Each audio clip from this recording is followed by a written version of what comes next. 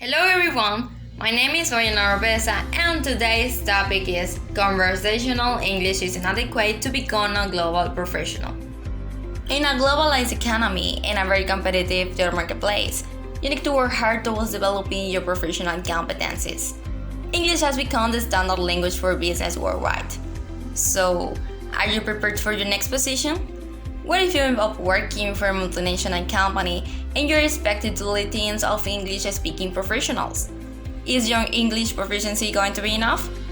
Conversational English is inadequate to become a global professional. But no growth is possible without training. Because if you're not willing to train, you can kiss all your dreams away. Successful people are massive trainers. In this class, we saw a very specific learning objective in order to develop core professional competencies and to help us to become a professional with a global profile. So, at the beginning of this course, we'll learn business concepts, which is the first point of this mind map. Business is basically identifying, anticipating, and satisfying the market needs at a profit. In this context, we have to know that the most important person in one organization is the manager. A manager is the head of the organization. And managers follow a process called the business management process, through which we achieve business objectives. It is an ongoing process that has four major functions organized in a chronological order. They are planning, organizing, leading, and controlling. Planning is basically setting a course of action for the organization as a whole. It is always based on the company's vision and mission statements. Planning is divided into three types of planning. They are strategic planning, tactical planning, and operational planning. Strategic planning involves long-term projects that require large investment. Tactical planning has a limited time frame, usually 2 to 3 years. And operational planning is used for day-to-day activities. Then we have the organizing function. Organizing refers to resources and task allocation. It's in this function where managers create organizational structures, always following a line of command. Each individual is given a job description where it describes the functions they are expected to perform. Here we can see staffing, finding the right people to perform the right job. The next function is leading. In this function is where managers deal with people on a daily basis in order to bring out the best of every team member. It is all about interacting and negotiating. And the last function is controlling.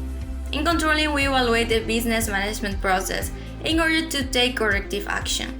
It is all about evolution. As managers, we ask ourselves, what went wrong? Why didn't we achieve objective as planned? And then we take corrective action and the process starts over and over again. Because management is an ongoing process. As we can see, communication is the key to performing the leading function.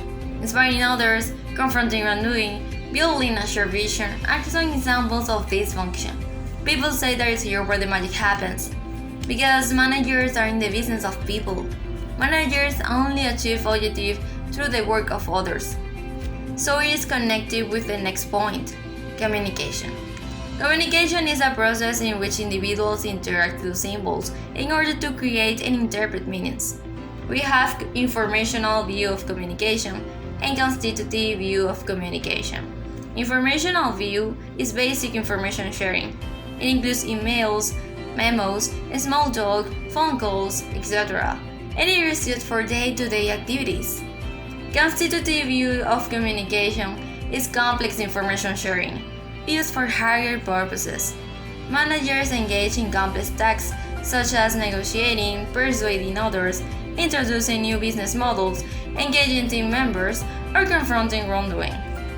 If you only speak day-to-day English, you will not be able to create social realities and negotiate new meanings. So how can we develop constitutive view of communication? We need to learn very specific objectives to develop core professional competencies. That's the answer. Competencies are a set of skills.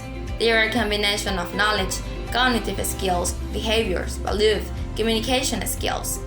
In this sense, our learning objectives are designed to help you master core communication and competencies in English-speaking business settings. The objective number 1 is to progressively acquire native English proficiency. Number 2, to learn key business concepts from different functional areas. Number 3, to improve public speaking skills. Number 4, to sharpen sound business judgment. And number 5, to challenge critical thinking. And then number 6, to expand quantitative skills and data sufficiency capabilities. With the first objective, we practice our grammar and pronunciation through presentations and class activities.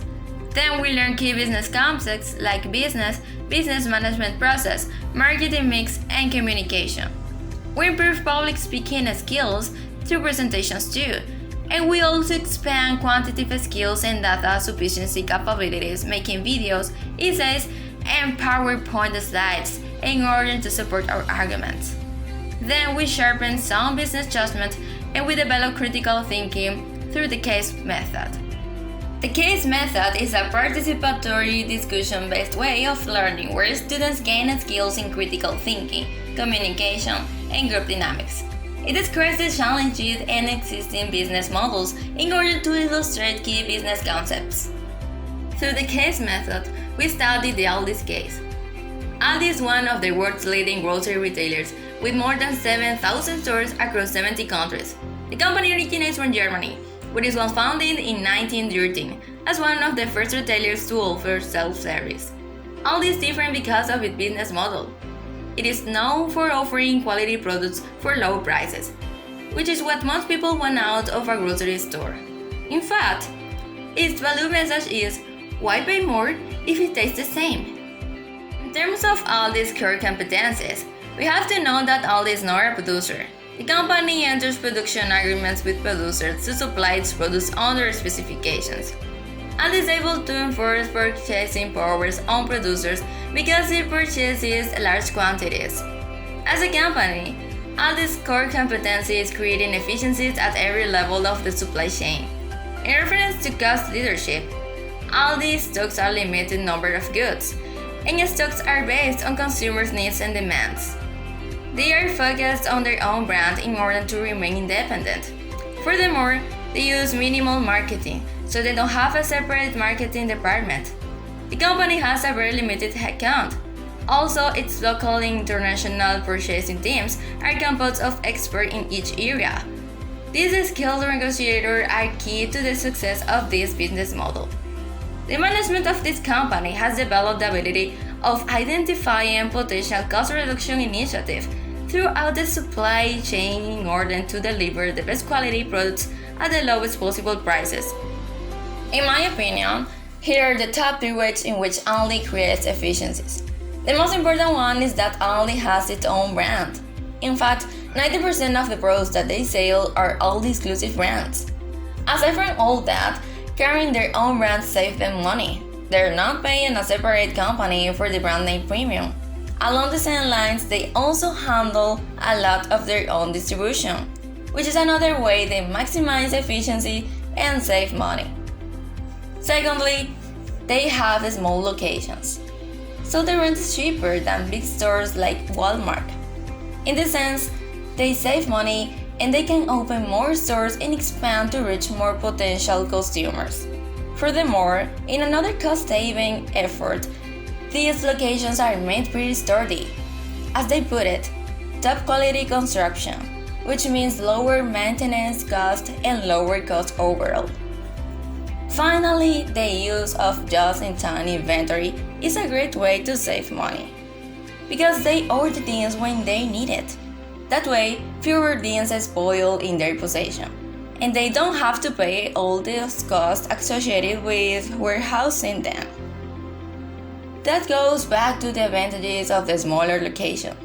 They have a very efficient inventory system. On the other hand, we studied marketing mix, which is a set of controllable variables in marketing, also known as the 4 Ps. They are product, price, place, and promotion.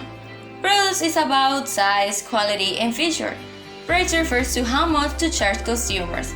Place is about distribution strategies. And promotion refers to advertising and sales. In terms of all these marketing mix, I would like to describe these controllable variables so that you have a broader understanding of this company's business model.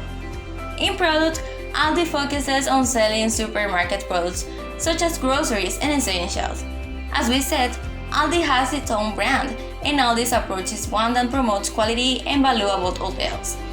Aldi creates efficiencies at every level, from the building of stores through in-store displays and the specific ranges of goods stocked. When we talk about price, we have to notice that Aldi has an aggressive competitive pricing strategy, because its products are not slightly lower in price, but much lower, sometimes over 40% off compared to similar products in the market. Under the place variable, Aldi's stores are medium-sized and usually have no more than 6 aisles. We have to know that location is a key factor, and of course, visibility is very important too. Aldi stores are usually on a main road or avenue. They offer around 12 hours of service per day. The following controllable variable is promotion. Aldi has implemented a combination of above-the-line and below-the-line promotional activities. When we talk about above-the-line promotional activities, it has to do with advertising campaigns designed to communicate to a mass audience. These include the media such as television, radio, magazines, and newspapers that reach a large number of people. On the other hand, below the line is used to communicate to specific audiences. Aldi uses a range of above-the-line methods, which includes social media, target emails to consumers, third-party endorsement and awards, public relations, and media relations. Aldi is constantly trying to communicate its value message. Aldi offers unbeatable low prices every day and not seasonal offers. We also compared Aldi's case to Formatado's case, and we found several similarities, but they also differ a lot. Both of them have their own brand, but they don't offer exactly the same products. Their stores are located in places with accessibility, visibility, and not too much competition, but they have different working hours. In promotion, they involve different strategies. However, they pay special attention to social media.